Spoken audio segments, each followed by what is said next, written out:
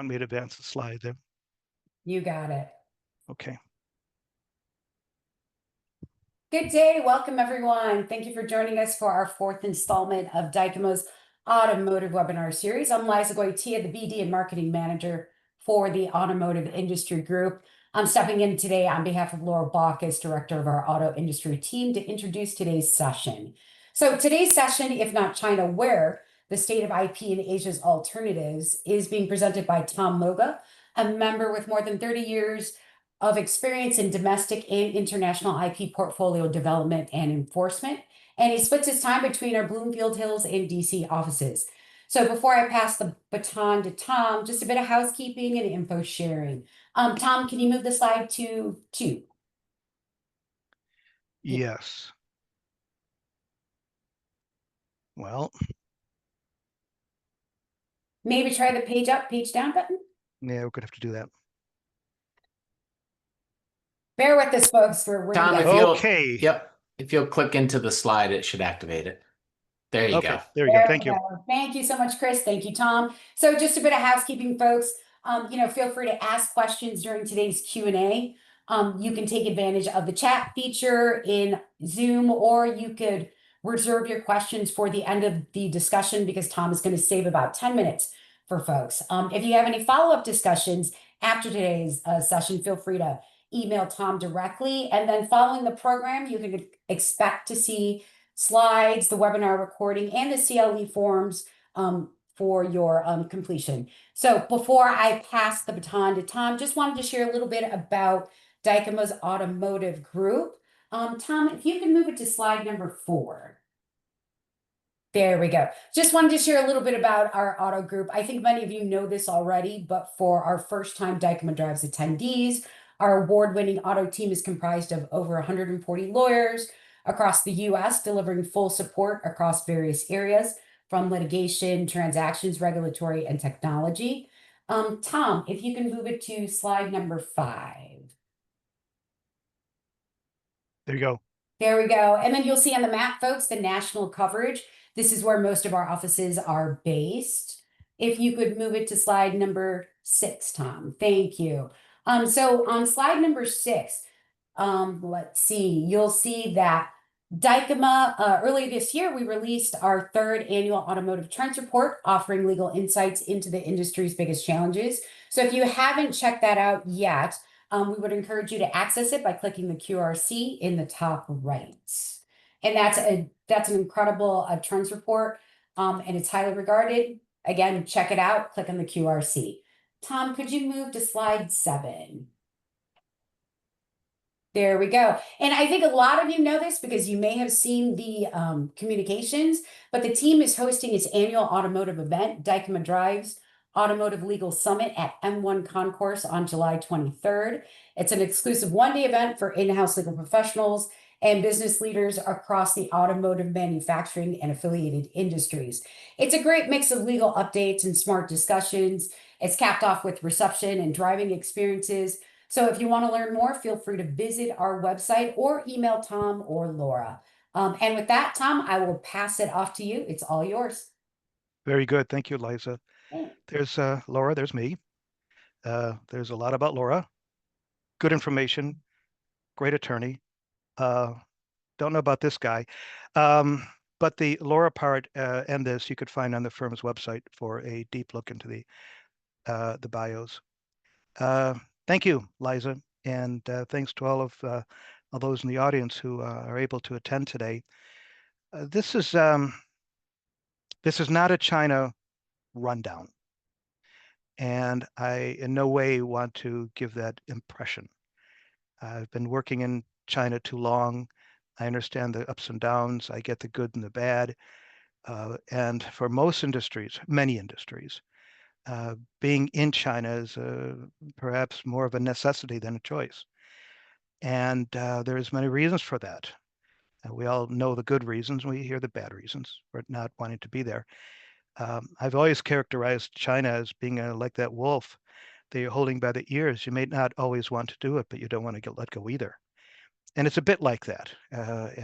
My experiences of China, having lived there, have been positive. And I've had the privilege of watching that country's IP system develop over time. And the ups and downs, generally positive trajectory.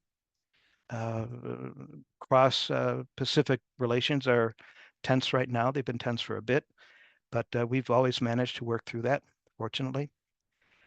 The um, the first presentation that we gave of this was actually a couple of months ago at the Autumn, AUTM, the Association University Technology Manager Program. And on that panel, we had some folk from different industries, and I had someone from the China desk of the PTO.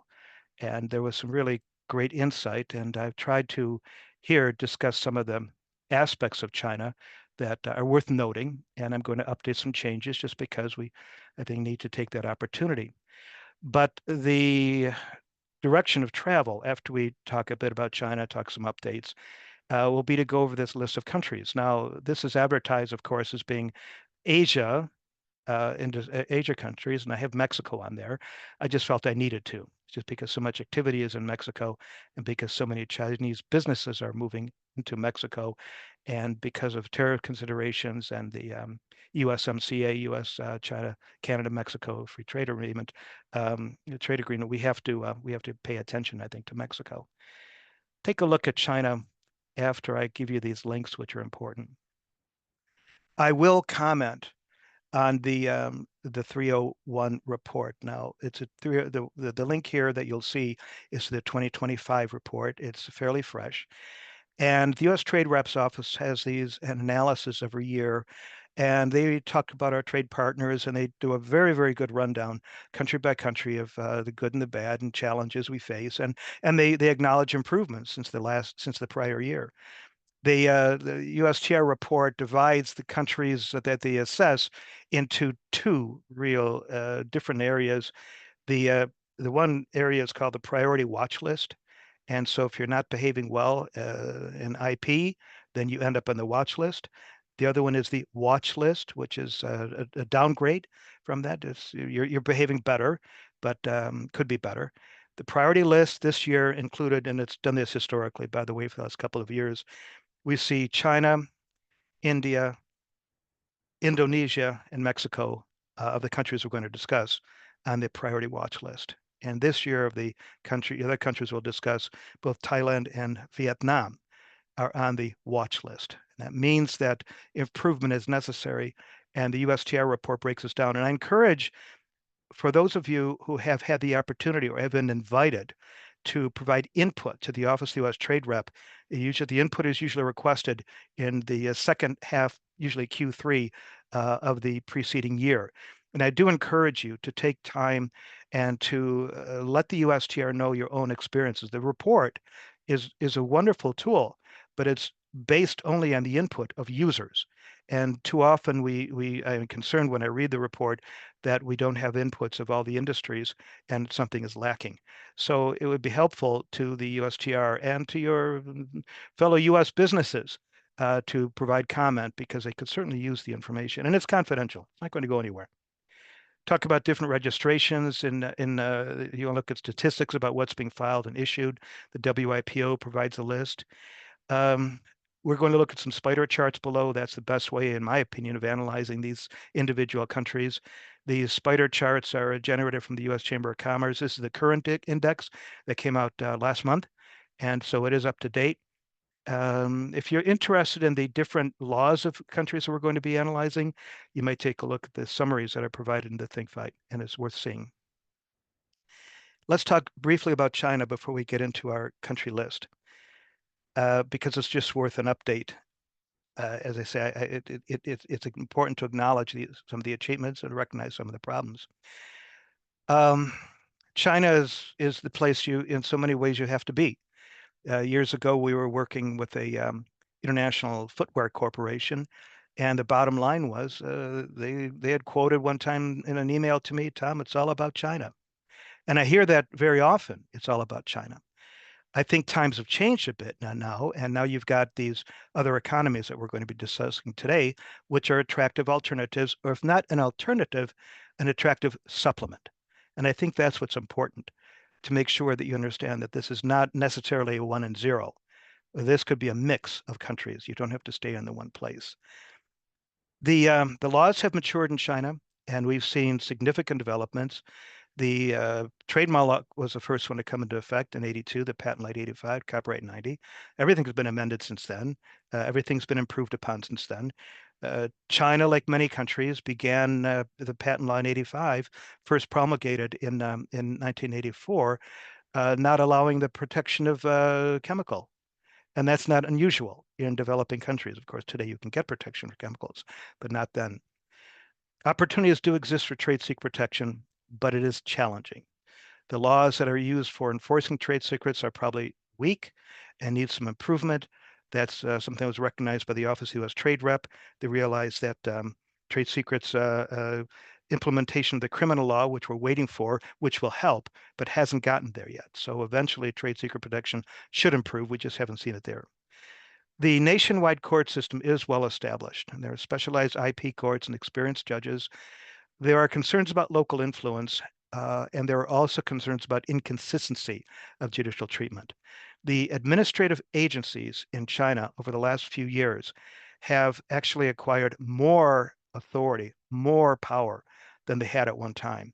And that's concerning because the patchwork of uneven treatment is only going to get worse if we have the administrative agencies having more power to enforce rules and to weigh damages too, weigh enforcement fees.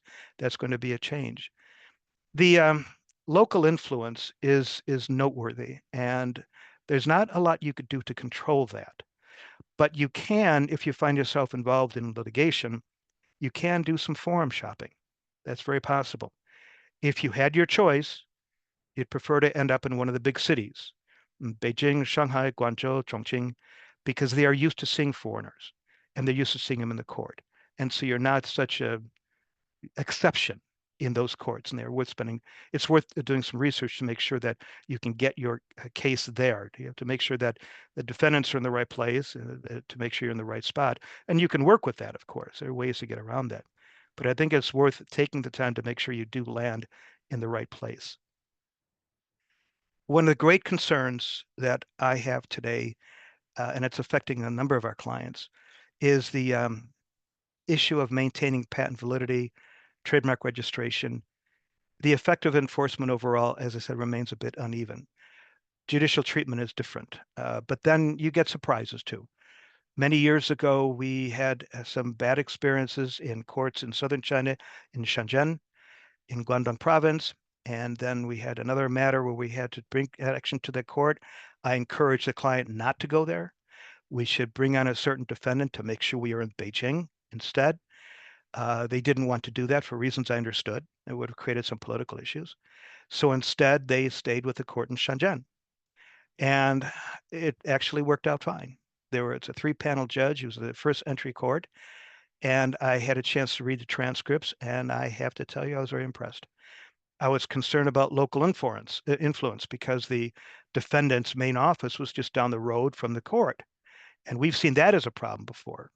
I had a situation like that in Beijing, one of the outer courts, where we had local influence, and it played a role against our client. I've always been sensitized to that ever since seeing that experience. When you are about to go after an infringer because of a patent violation of your Chinese patent, the first step naturally is to determine the strength of that patent. Now, naturally, you do that inside first. You subject it to a stress test, not just what examiners around the world have found, but what you have found yourself on a repeat performance of that. And once the stress test is passed, if you're satisfied that the patent is strong, then you request from the Chinese Patent Office a patent evaluation report. Now, you do this before you even go to court. You preferably do this before you send a cease and desist letter, should you choose to go that route. The challenge that we have seen the last couple of years is that these patent evaluation reports, even though they may say that your patent is very strong, your claims are good, you're fine, when actually the patent is used in a litigation matter, we've seen these patents getting shot down despite having a positive patent evaluation report. In the last 2 years, 7 or 8 of the patents that we had PER's positive reviews on were shot down and were invalidated. I would expect that from a design patent. They're not substantively examined today in China. I would expect that also of a utility model. Their standards have increased, but they still are not subjected to the same kind of search and evaluation as an invention patent in China. But in our situation, 2 of the patents that were invalidated after the positive patent evaluation report were invention patents. And that I had a real hard time with because this is the same office. I asked, is the same office making the decision about granting the patent also issued the positive evaluation report. Actually, the offices are separated by a street. But it just dawned on me that the value of the PER, after you pay your money to get it done and you wait your turn to get it issued, I am suspect now. So be very careful. If you're going to go after someone with a Chinese patent, you have a positive PER and you're thinking you're all set. I wouldn't guarantee that. I think there may be more rough waters ahead of you. We've also seen an uptick in increased invalidations by foreign rights holder of their patents.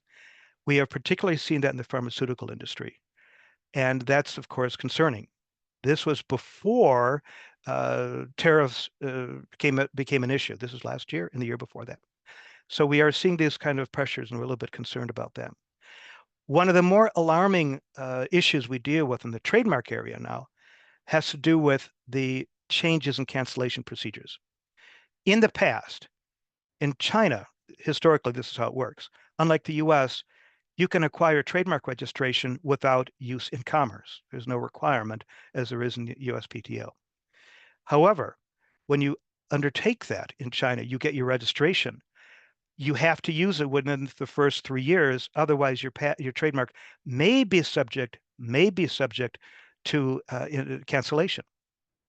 If you are trying to get a mark registered and your counsel in China said, oh, you've got these 2 or 3 marks here that are sitting there, they're blocking you, Chinese registration. And the tradition was, well, let's have you cancel those marks for non-use. And so the associate would take steps and file a cancellation request. And within a certain period of time, the request was granted and you have your mark canceled. And it's out of your way now. You could proceed with the registration of your own mark. But the rules were changed this year. And now the applicant must provide evidence of non-use in the cancellation proceedings. And that's very difficult to do. I think it's a move backward. And it's one of our clients did complain to the USTR about that because it is an issue and it's very concerning.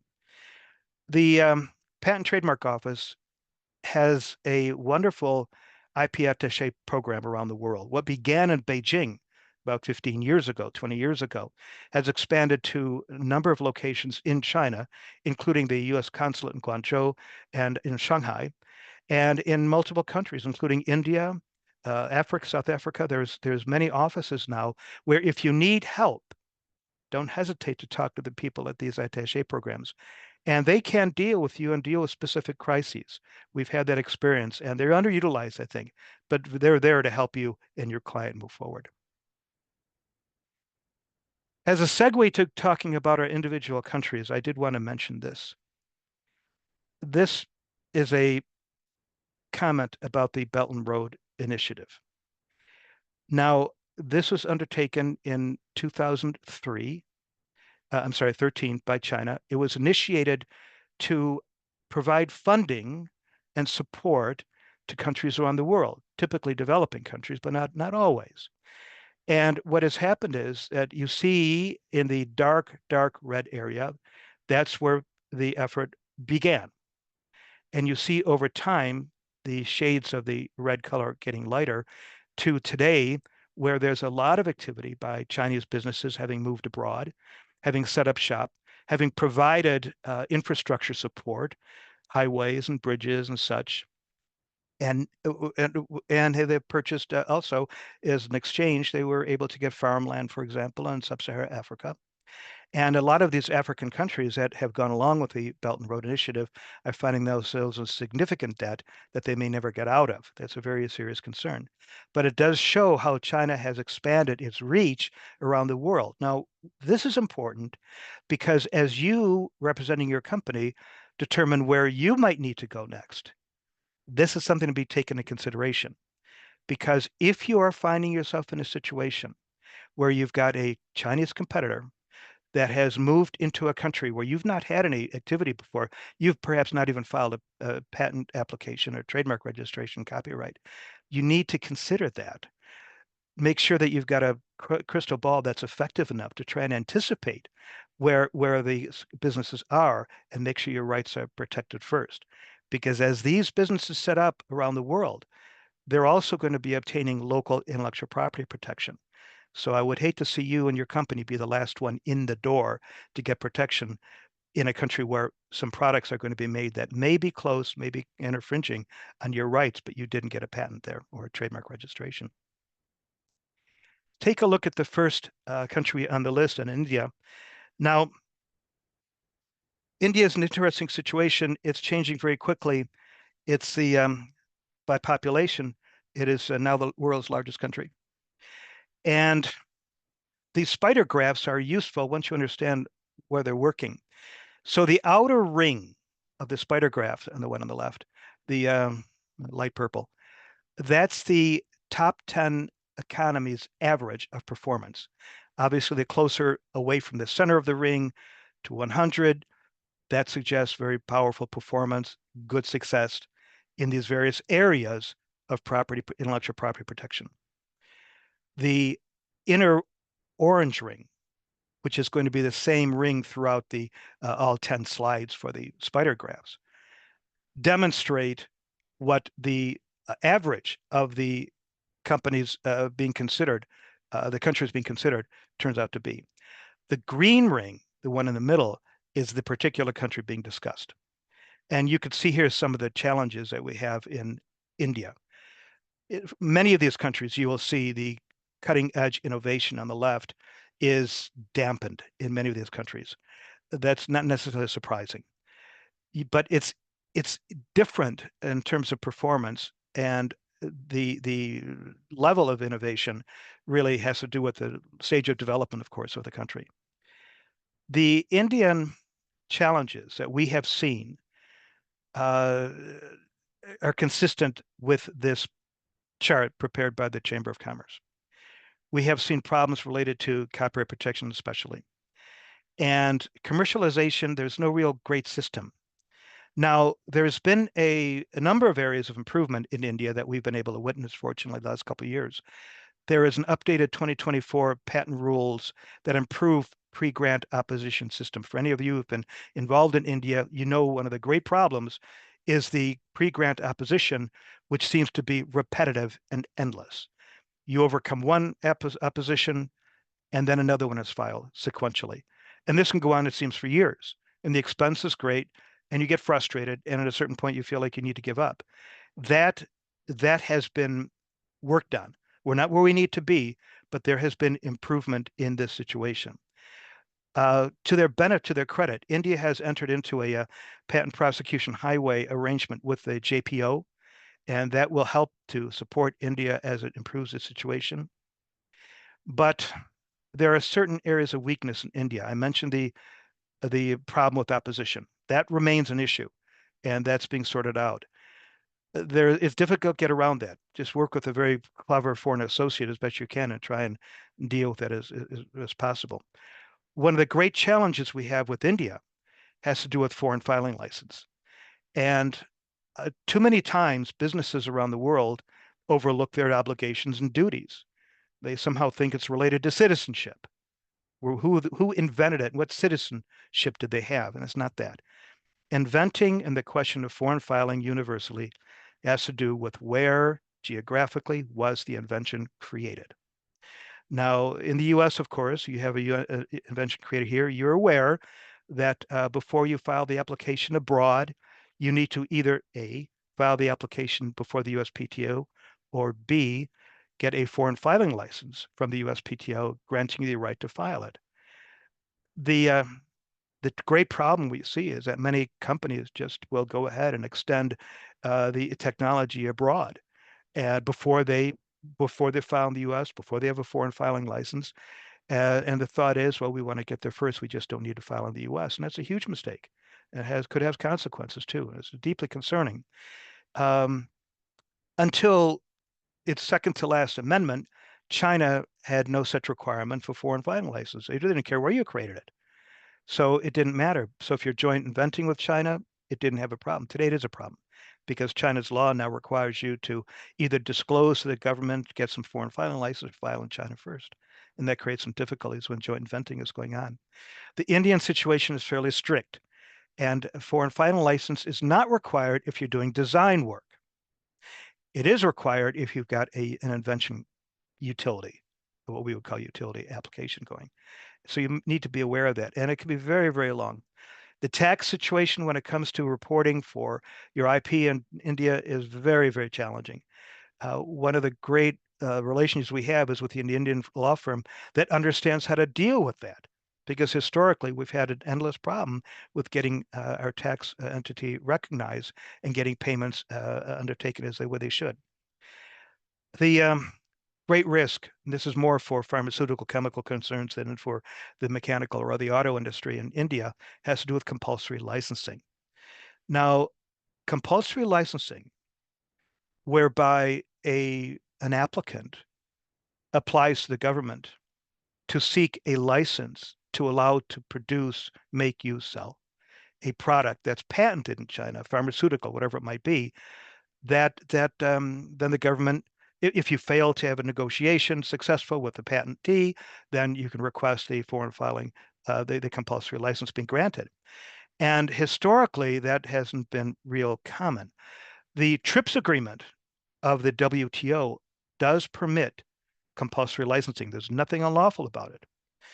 India, about 12 years ago, 13 years ago now, granted a number of foreign filing licenses, usually in the anti-cancer therapy area. And it really was disruptive because companies look to India and say, well, wait a minute, if you're going to grant a foreign filing license without my authorization, why am I getting patent protection there? And it created a great, great concern. We haven't seen much of that activity lately in India. The compulsory licensing issue has kind of quieted down, but it has been previously used, and it's still a threat and a concern when you are filing because you could yourself be victim to the foreign filing license situation, the compulsory license situation. I apologize. There are also barriers, I'm afraid, in India to tech transfer and licensing, and they have to be a lot of boxes to be checked and a lot of I's to be dotted, and that creates some real concerns when you're trying to get your license issued. The um, the waiting period in India for patent, of course, is significant. And is it worth it? Yes. If you're going to do the work there, you're going to file there, you have to take care of business. But it is also something, it's a game of patience. And of your portfolio abroad, that and your Indonesian patents are some of the last ones that are going to be granted just because it takes so much time.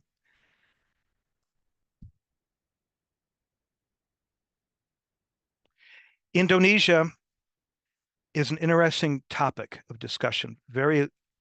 Recently, I want to say the last 6 months, there's been a great deal of attention paid to Indonesia when it comes to technology transfer. But you see, looking at the spider chart, the challenges that Indonesia faces, and they're considerable. We look at Indonesia as a possible alternative. And we've seen that alternative also undertaken by, for example, footwear manufacturers.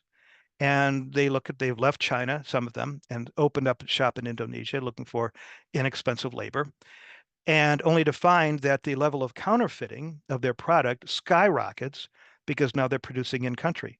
And the 24-hour production line, where you get the legitimate goods going out the front door and the other stuff going out the back door, is very real and alive, I'm afraid, in Indonesia because of some of the challenges.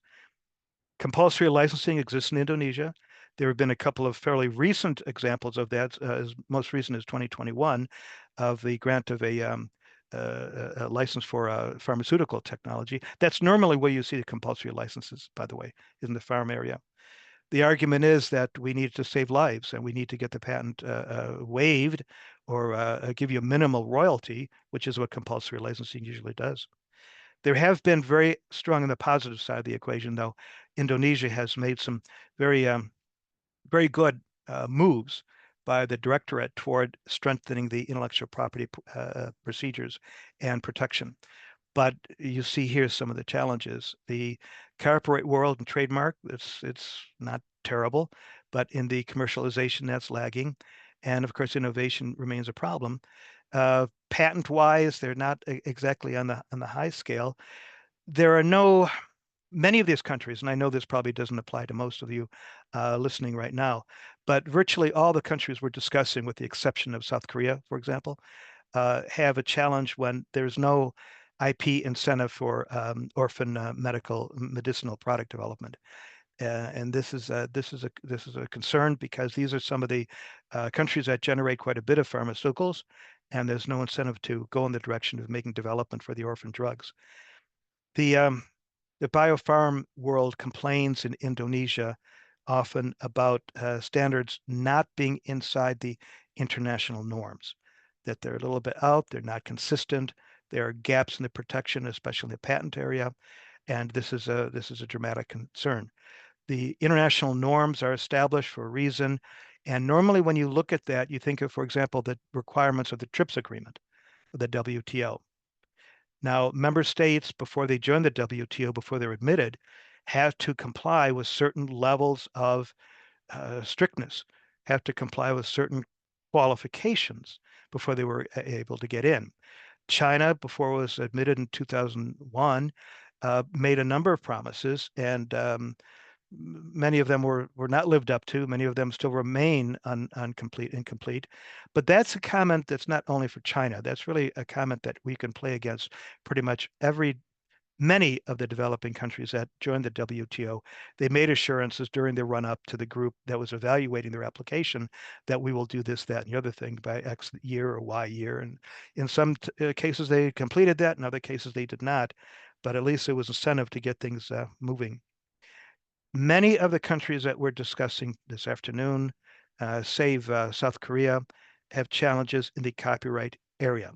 Now you see here in this graph that copyright is a challenge. Now there's a difference between copyright registration and what's available for registration and copyright enforcement. Enforcement is the larger picture for all of these issues, I think. There's a high level of piracy in Indonesia, higher than in most the countries of the region. And the enforcement mechanism is not mature and it's not developed as in other countries.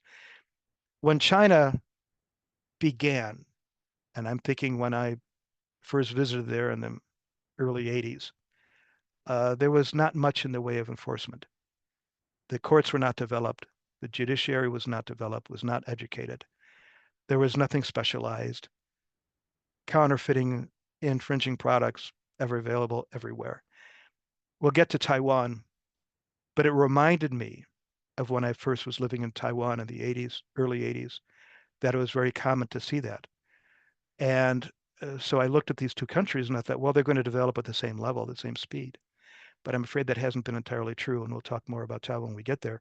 But China, in some ways, has lagged behind. But in other ways, the development of the specialized IP court is really a glowing, shining example for many other countries in the region, such as Indonesia, where the court system has not been great. The movement, the shift of goods production to Indonesia, I'm afraid has gotten in a way ahead of the ability to enforce. And it was a bit unexpected, so much activity, so much movement, and the problems that we're going to face, that are being faced if you get your production up and running in Indonesia, still will have to do with counterfeiting and trying to get that enforced. In most every country that we're discussing here, online counterfeiting is rampant, and reining that in has been a great challenge for most of these countries. The lack of effective enforcement and widespread counterfeiting is not unique, I'm afraid, to any of these, to Indonesia. You see it elsewhere as in other countries too.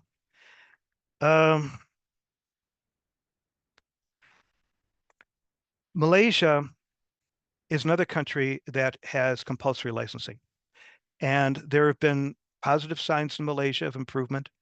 There have been surprisingly strong enforcement efforts against infringing goods that we see in the electronics world particularly.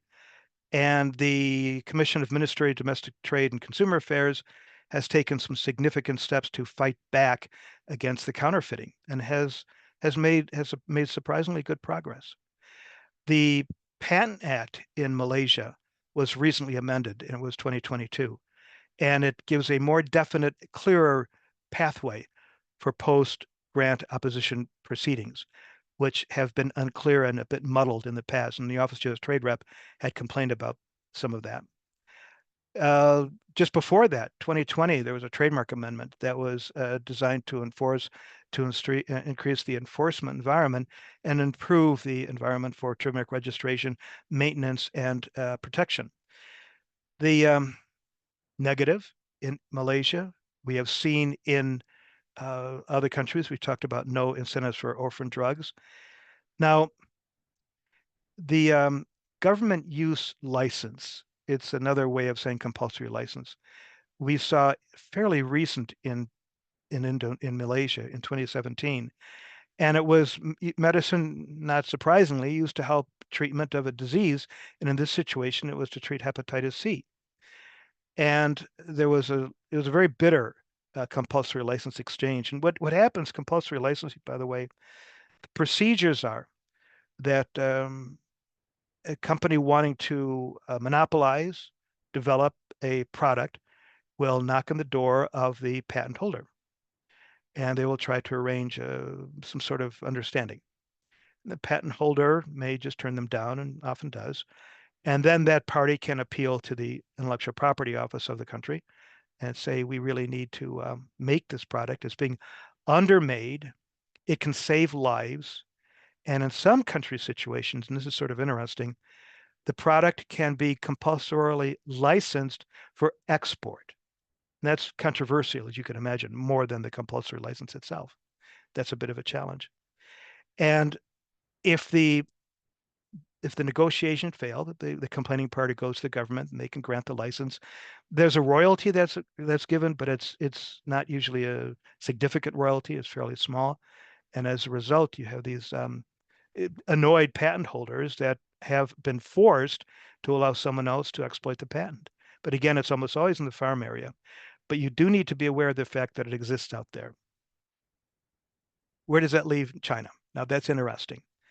China, since the law first went into effect in April 1 of 1985, the patent law, compulsory licensing was permitted. And again, it's allowed under the TRIPS agreement. We do not have compulsory licensing in this country.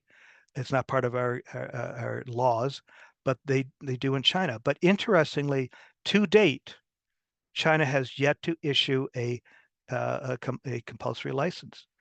They have other different areas that are requiring protection. Some of the countries we're talking about today do. And again, this is a pharmaceutical issue. But if you file a patent application that has to do with anything having to do with genetics, you do have to file a document that shows where you got the material from. And the idea is that if someday down the road, you start making money on this product, on your pharmaceutical that's based on this material that may have been sourced in another country, the idea is that eventually that other country would be able to get royalties based on the fact that that product that was filed for in China, and again, this is other countries too, was founded in a different country. And that structure hasn't really been worked out yet. You see that in other areas. The Convention on Biodiversity deals with that very issue, but China has that. And so that's always something to keep in mind. If you're in the farm area and you're submitting an application and there's some biotech and some genetic material involved, that is something that could be subject to a royalty charge, which have to be paid back to the other country where the material came from. There's a certain logic to that, which I've found interesting. I suppose you can parallel that to these countries. If you're in the rainforest, you're in the Amazon, and a unique drug is produced based on frog tissue or a leaf that was found in the Amazon, but that was labbed and worked in a lab in New Jersey, for example. You had nothing to do with it. I mean, you just went there, you visited, you brought it back, and now you're patenting whatever you found there. That's the idea, that you should be able to share the royalties with that country where the drug was where the original material came from. And I've always found that kind of interesting. Again, the parallel is if you're in the Middle East and you're selling oil, well, that's your natural resource. And in the way you could look at that material in the Amazon rainforest as being a natural resource. And so I do understand that argument. The number of countries, including China, have so-called patent restoration.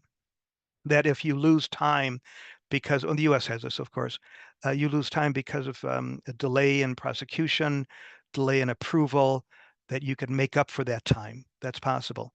There is no such thing in most of these countries, and Malaysia doesn't have it. There was a push to get that in, but I'm afraid that that push didn't go very far, very fast. And so here we are a bit stuck in that area. But as the countries go, so I've been ignoring, and I shouldn't, that the rank up in the upper left corner.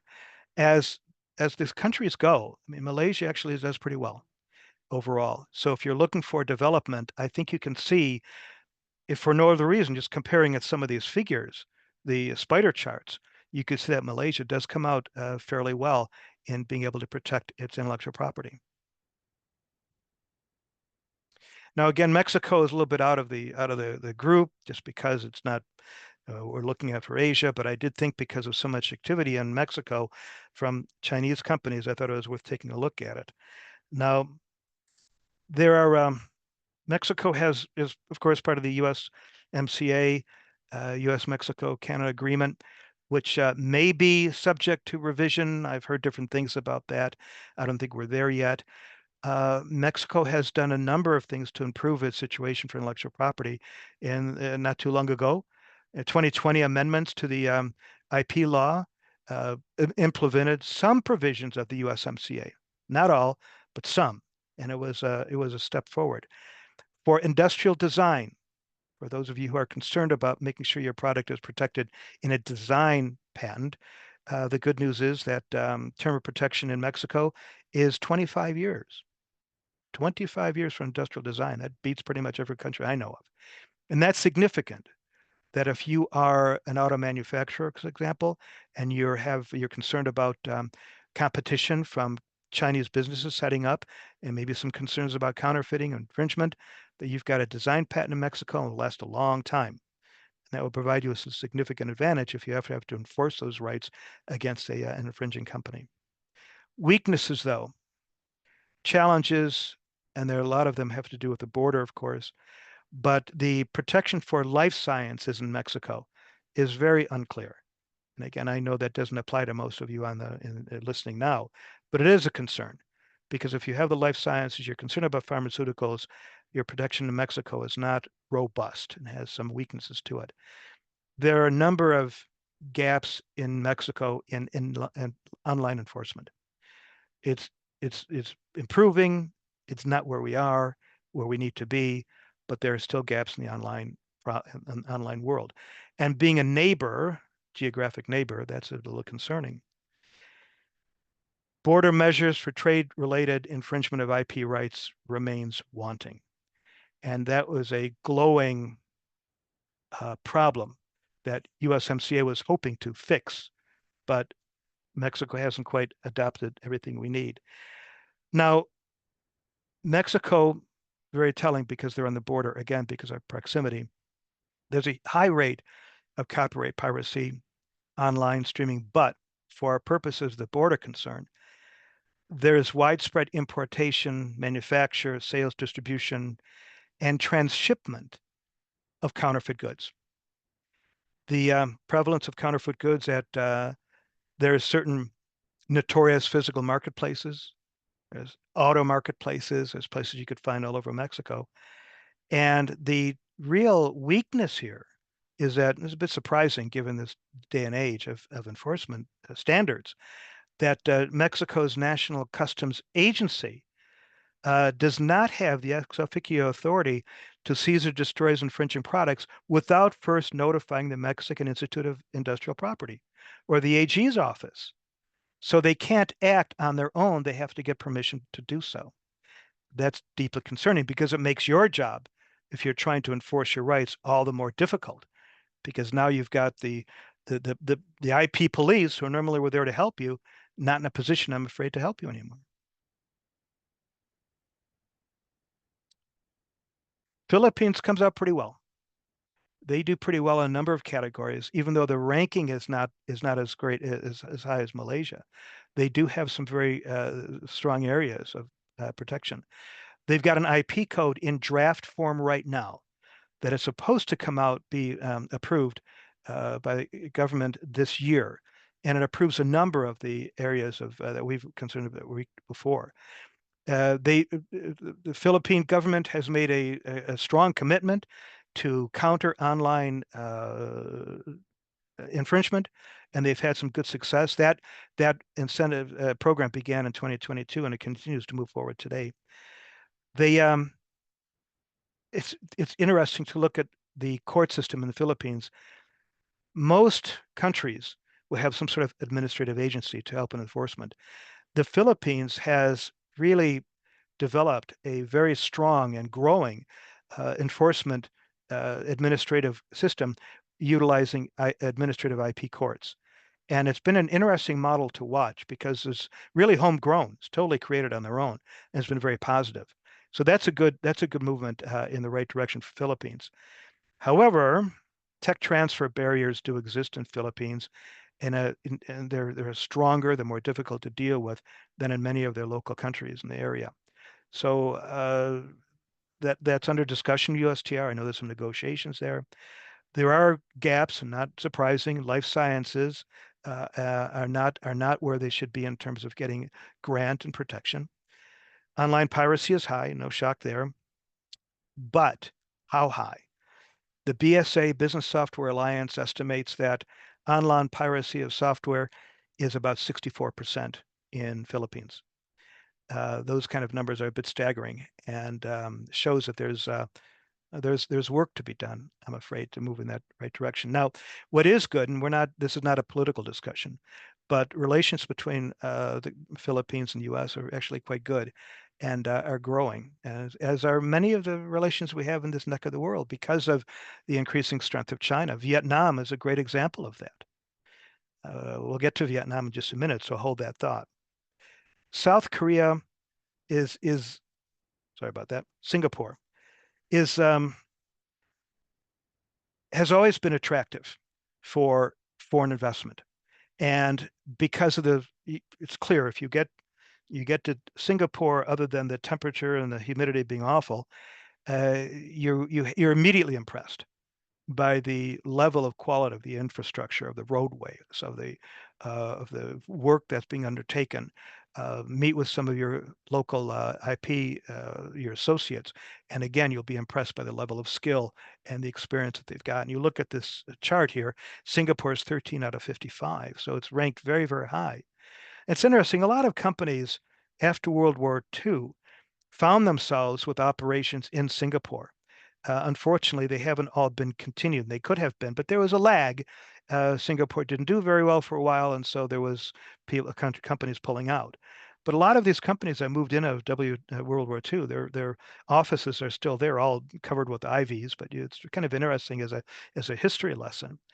They have a very advanced national IP framework that's in place. You look at the patent system, the trademark copyright, and there's a well-developed laws that have been improved, considered. The enforcement standards are quite good, and many of the countries you see copyright here on the spider chart on the left that it exceeds the top 10, and that is mostly because of their strong enforcement that really began 2020, 2021, and has improved to today. It's also an active participant in a number of countries developing a patent prosecution highway. So they are looking to the future and trying to find ways to improve their system.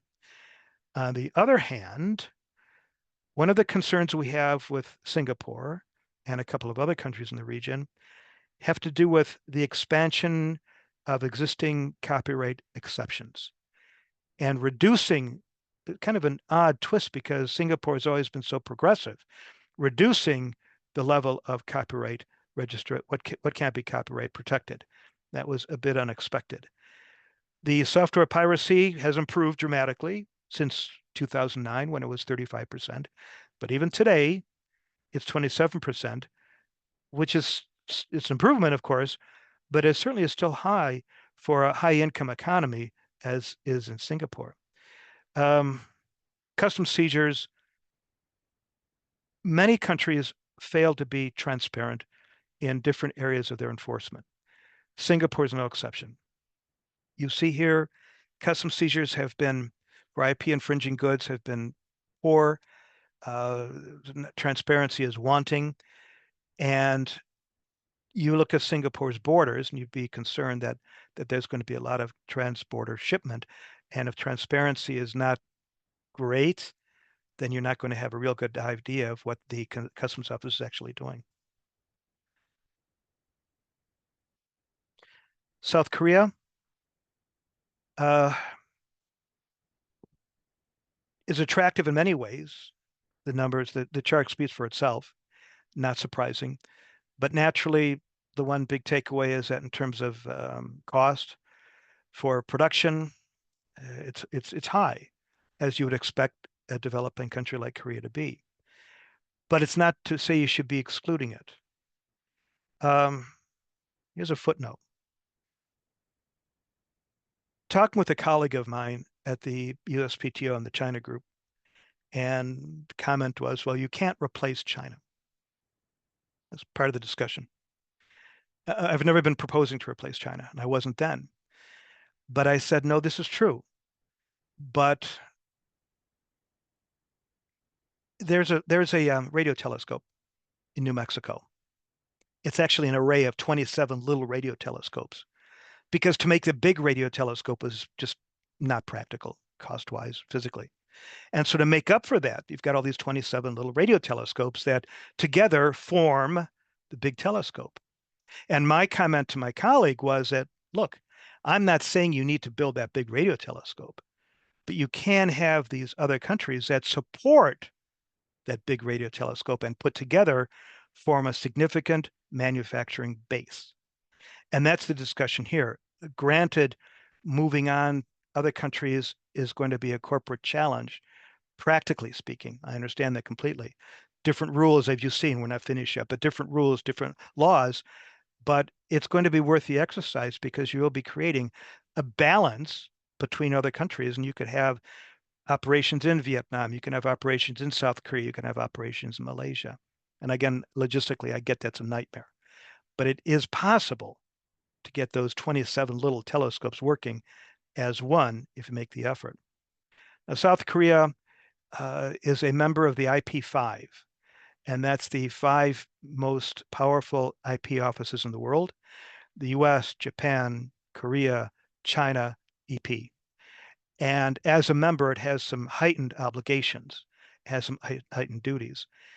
The unfair competition law, for example, 2024 was improved dramatically and has really become, in many ways, a model for unfair competition protection around the world. They have extended data exclusivity for up to 10 years, which is a wonderful thing. So if you are required by an office, again in China, to submit, any office it could be, to submit data to support your application, typically in the biotech area, then your concern is that that data has value and you don't want that publicly known. So you want to be able to keep that maintained for a certain period of time. And South Korea, really, to its credit, now gives 10 years, which is one of the longest in the world, actually, protection periods. Obviously, patent standards are in line with global standards. Now, there are certain barriers in South Korea to market access that some argue discriminate against IP rights holders. And there's very, very difficult, we've encountered this, licensing registration requirements. If you're getting into a license agreement, you can't just have this between you. It has to be registered with the government, and that does create some great challenges.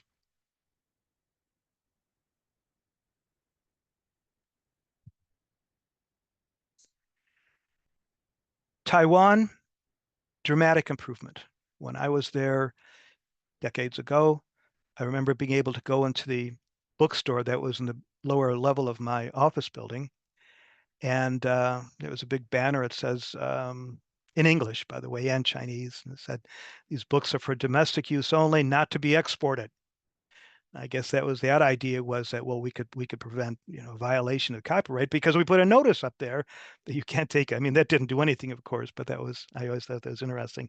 I didn't have a cell phone back then, so I should have taken a photo, but I didn't. But ironically, despite how well developed the Taiwan situation, you see how high they rank on the chart here. The Trade Secret Amendment, for example, in 2020 has been really, really positive and has helped and has encouraged businesses, especially the growing pharmaceutical businesses in Taiwan, to go that way to protect their IP. The problem, industrial design. Taiwan is not a member of the United Nations, of course, you know that. The UN oversees the WIPO, you know that. The PCT is under the WIPO. So because Taiwan's not a member of any of that, make sure that when you're getting your IP globally protected, don't forget that your PCT application will not cover Taiwan, that you have to do that at the end of your 1 year grace. And if you fail to do it, there's no getting it back. So Taiwan is unique in that. And too often attorneys, I notice, don't mention that to the clients, that Taiwan is a significant. The new Copyright Act, despite the improvement that we've seen in Taiwan, I'm afraid still provides some very, very broad exceptions for registration, which you might expect: educational, personal use, and nonprofit organizations. But the language in the law is actually broader than that and is deceptively. It should never have been broadened to that point, and I don't know why, because they've come so far. It didn't make any sense to me. Online piracy is very, very high. Physical counterfeiting, very high. Back when I was there, you could get counterfeit everything. It was kind of an amazing experience. Now, you be careful, of course. You go back now, you don't see any of that. The evidences of that is gone, but it's still higher than it should be for a country that's as developed as Taiwan is. Thailand, look at that score. It's not good. Thailand has an online piracy rate of some 64%, and it's a dramatic. They've made some improvements. The 2022 Copyright Act does strengthen copyright protection there, but and they have moved from the party watch list to the watch list last year, which is a definite improvement. To make that leap from one to the other shows that something is improving, and they've had good luck. But um, Thailand has undertaken compulsory licensing before, which should be unnerving to anybody looking for patent protection.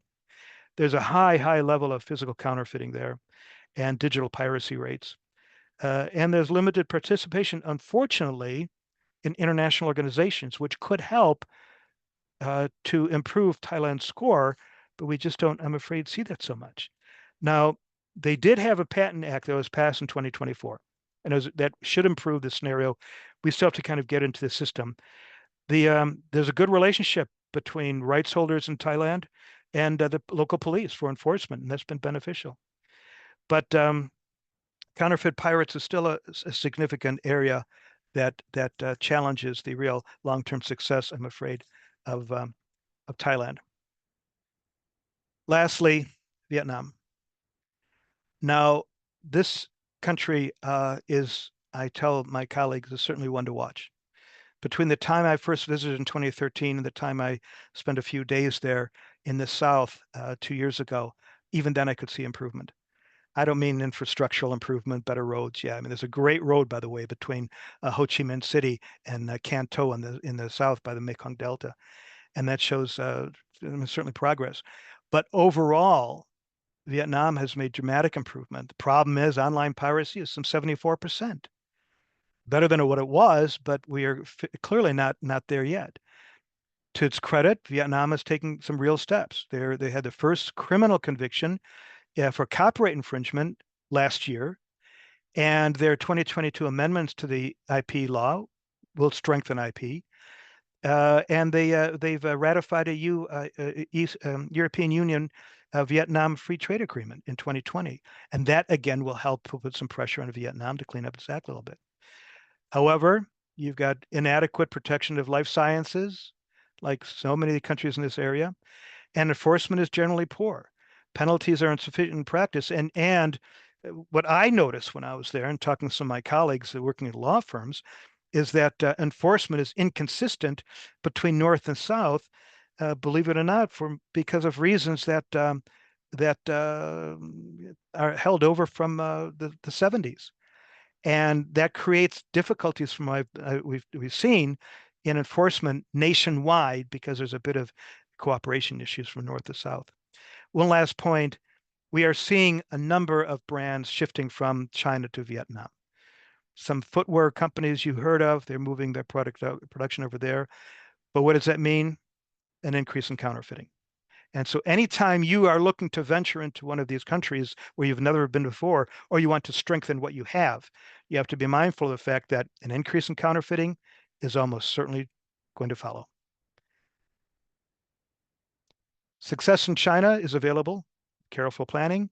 China is already looking at China +1, looking at all those countries we looked at the beginning of the presentation. But opportunities exist in other countries to supplement or as positive alternatives to China. And I think that's the last slide. Is that it? Yeah, that's it. But there are questions. Liza, Chris, what's the best way for questions? I haven't been tracking because I've been looking just at the pictures. There's a Q&A button in their Zoom. They could always add questions there. Okay. We are running up on time, but if you want to answer a couple, I can stay on. No problem. Okay, now I just have to find, is that in the chat? There's an actual Q&A button next to the chat. Everybody should see that. Oh, great. Everybody but me. I don't see anything in the questions at this point. Okay. Well, you have my audience member. You have my, let me get back to the email. No, it's not. Anyway, you have the email there. There you go. Feel free and send me a note if you have any questions. And I hope this has been a valuable use of your time. Thank you.